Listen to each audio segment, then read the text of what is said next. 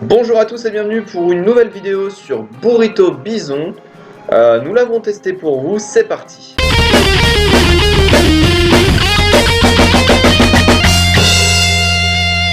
Alors, Burrito Bison, qu'est-ce que c'est? Très simplement, c'est un jeu où le but est d'aller le plus loin possible. Alors, à savoir que vous incarnez un célèbre catcheur espagnol latino, et le but est d'aller le plus loin en tuant des petites jellies comme que voici. Donc on va faire une petite partie rapide. Vous avez une attaque spéciale qui est sympathique, hein. C'est une petite attaque sympathique. Voilà. On continue, on va voir jusqu'où on peut aller. Donc sachant qu'il y a un moment, j'ai déjà testé plus ou moins rapidement le niveau. Il y a un moment où vous allez avoir un mur, voilà, et vous allez rester bloqué dedans.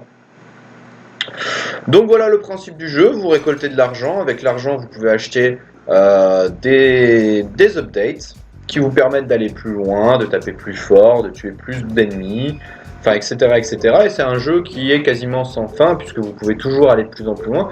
Le but étant bien entendu de faire un record sur la distance que vous parcourez. Donc, donnons une note à ce jeu. Alors, les graphismes. Pour ce qui est des graphismes purs, les graphismes sont quand même pas mal, hein, mine de rien. Il y a des cartes, enfin c'est assez bien fait. Moi je trouve ça sympa. Je pense que ça mérite un 2.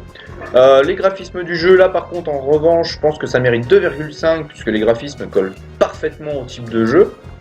Ensuite, le rapport à la difficulté, là par contre, je mettrais que 1,5. Pourquoi? Parce que au début, on avance raisonnablement, mais il y a un moment, ça devient quasiment impossible d'avancer. On reste, c'est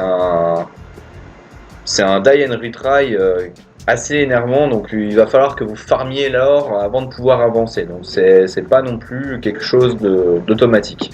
Donc là, je mettrais que 1,5. Pour les contrôles, pareil, je mettrais 1,5 parce qu'il y a beaucoup de choses que vous ne comprenez pas forcément comment ça fonctionne. Il y a des fois vous appuyez, ça fonctionne pas exactement au bon moment, donc je mettrais que 1,5.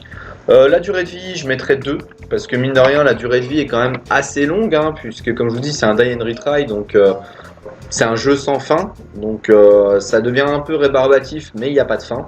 Donc je mettrais quand même 2. L'ambiance générale, le son, les personnages, le son, je pense que vous l'entendez, c'est un son qui est super sympathique. Bon, vous avez un seul personnage, mais vous avez la possibilité de monter énormément de capacités. Vous pouvez modifier les capacités des ennemis pour avoir de nouveaux ennemis. Vous pouvez modifier la personne sur le ring. Là, vous avez encore des compétences que j'ai pas débloquées. Après, vous avez apparemment, il y a des livres de recettes qui doivent être pour débloquer des choses, un magasin, vous avez des voyages temporels, donc il y a quand même pas mal de choses, donc 2,5. Le scénario, l'originalité, bon, on va pas se mentir, hein, c'est pas vraiment le jeu de l'année, il n'y a pas un scénario énorme, mais je trouve que le jeu est vraiment sympathique, le scénario, bon, c'est pas original puisque ça existe déjà, on en fera peut-être d'autres, donc je mettrai 1,5. Et ensuite les points externes. Bon, alors bien entendu, si vous achetez, vous allez beaucoup plus vite. Il n'y a pas énormément de pubs. Il y en a quelques-unes de temps en temps, mais pour l'instant, je vous avoue que j'ai dû en voir une sur je sais pas combien de parties que j'ai fait. Donc c'est pas non plus ce qu'il y a le plus. Donc je mettrai 2. Voilà, j'enlèverai qu'un demi-point. Parce que je trouve que ça reste quelque chose d'assez sympathique. Voilà, il n'y a pas énormément de pubs, il n'y a pas énormément de choses énervantes. Donc je mettrai quand même pas mal de points pour ça. Donc voilà, ce qui fait que le jeu, je parle un peu moins parce que c'est vraiment moi qui suis en train de jouer. Je mettrai quelques points, voilà, je pense que le jeu a une note globale, donc là, de 15,5. C'est vraiment correct, c'est un jeu qui est pas si mauvais que ça, hein, contrairement à ce qu'on pourrait penser, c'est un petit jeu sympa pour passer le temps. Bon, il y a quelques bugs visuels, il y a quelques bugs graphiques, mais ça reste vraiment un très bon jeu.